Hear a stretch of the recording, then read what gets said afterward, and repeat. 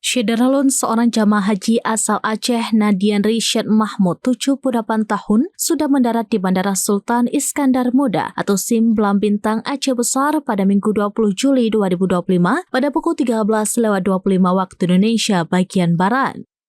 Kedatangannya disambut haru oleh sang cucu, Lilis, dan petugas kloternya di Bandara SIM.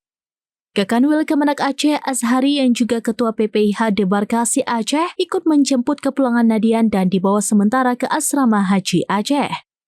Ia adalah salah satu jamaah yang terpaksa ditinggal oleh rombongannya karena hingga berakhir proses pemulangan jamaah haji Aceh, Nadian masih menjalani perawatan di Mekah dan belum layak terbang. Nadian merupakan jamaah haji asal Aceh Utara yang tergabung dalam kloter 10. Berdasarkan jadwal, kloter 10 sudah tiba di Aceh 2 pekan lalu pada 7 Juli 2025. Berdasarkan catatan PPIH Debarkasi Aceh, Nadian mengalami sesak nafas dan gangguan jantung saat masih berada di Mekah pada 19 Juli 2025 lalu. Dirinya dilarikan ke Rumah Sakit An-Nur Mekah, kemudian dipindahkan ke King Abdullah Hospital. Pada Sabtu 19 Juli 2025, Nadian diterbangkan dengan maskapai Garuda Indonesia dari Jeddah menuju Jakarta dengan penerbangan reguler.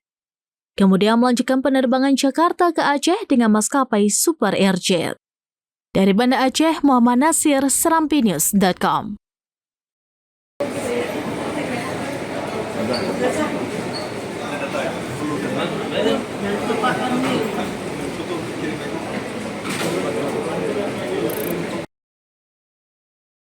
Download Tribun X sekarang, menghadirkan lokal menjadi Indonesia.